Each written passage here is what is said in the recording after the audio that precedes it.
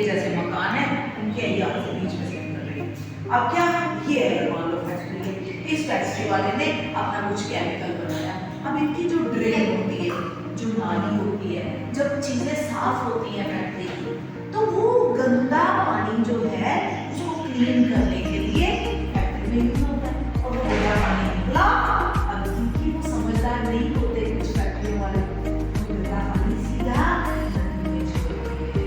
ओहो, जिस नदी में इतनी सारी मछलियां अपना जीवन जीने के लिए जिस नदी का पानी पीती, जिस नदी में पौधे उग रहे थे, जिस नदी की वो इतना जो शुद्ध पानी था जिसको पीने के लिए स्नान करते करते ऐसे इसका आचमन किया जाता है, करते हैं ना आचमन, नदी में स्नान करते हैं उसका आचमन करते हैं। गंगा नदी का पानी इतना पवित्र मानते हैं, वो पहुंच जाता है हिमालय से, और बोलते हैं कि वो भगवान शिव की जड़ों से आ रहा है, तो उसको इतना पवित्र माना जाता है, उसके अंदर इतने मिनरल्स, इतने खनिज तत्व होते हैं।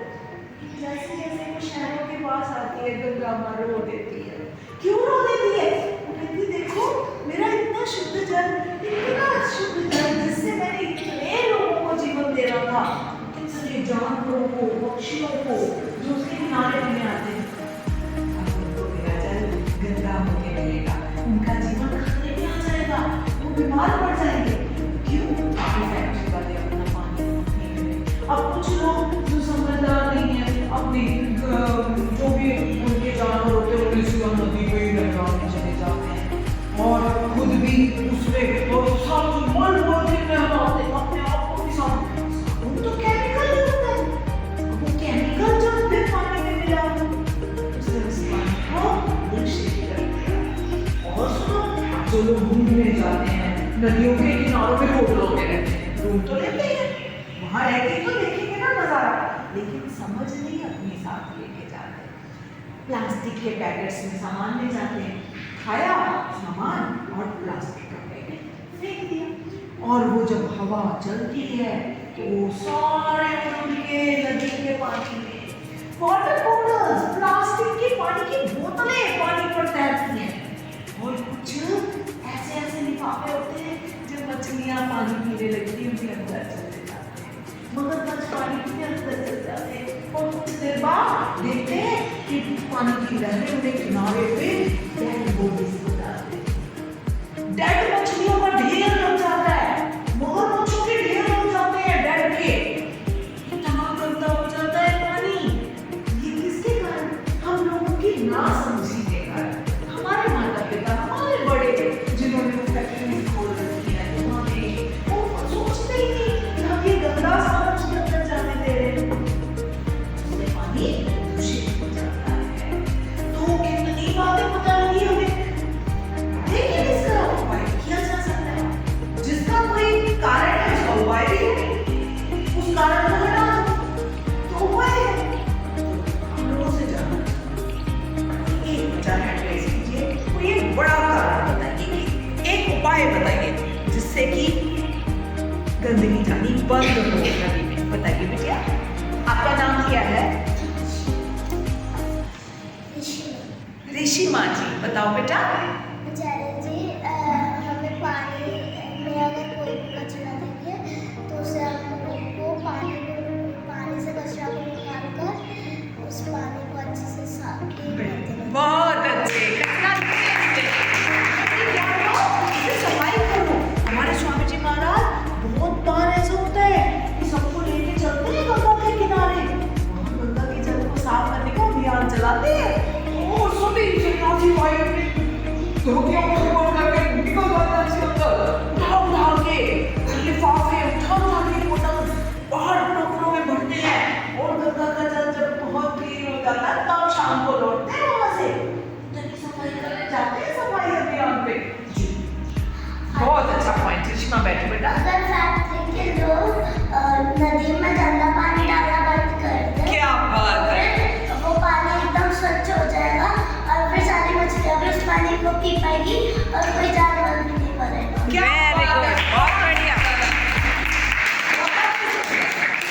समझदार बच्चे। आपको इसीलिए तो स्वामी जी बोलते हैं कि आप भविष्य हो इस देश का, आप भविष्य हो बेटा।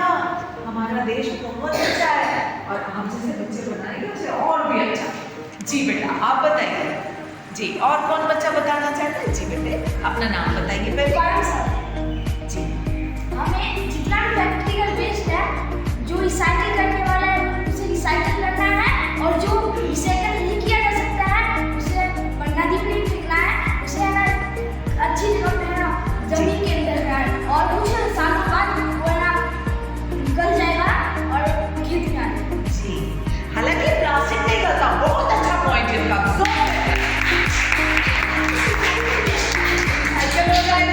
उन्हें प्रयोग कर लो। अब देखो मैंने आपको बताया था भाई इसमें मैंने क्रीम लगा ली, अब डिब्बा हो गया खाली। तो हम देखेंगे थोड़ी, तो हमने क्या डाल लिया? चॉक्स, और ये चॉक मेरे पर्स में रहते हैं। आचार्य जी के लिए कीजिए जोरदार क्लैपिंग। आचार्य जी बच्चे इतने समझदार हैं, इनको खाने को मिले स्नैक्स, इन्होंने उस स्नैक्स में जो पेपर मिला था उसके बॉक्स बना लिए। अरे वाह बहुत और बढ़िया, अब इन्होंने क्या क्या कुछ रखा हुआ है। कितने सुंदर बॉक्स बनाए हैं बच्चों ने।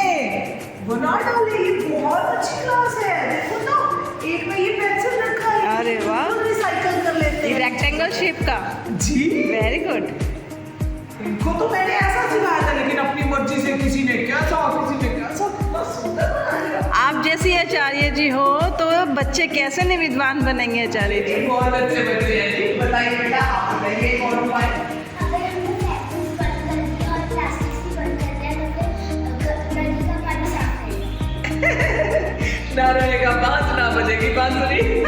लेकिन बेटा देखो फैक्ट्रियों की तो जरूरत होती है ना, तो फैक्ट्रियां तो रहेंगी, लेकिन उनको बहुत कम निर्माण करना पड़े, उनकी अधिकता ना हो, फैक्ट्रियां और ना खुले।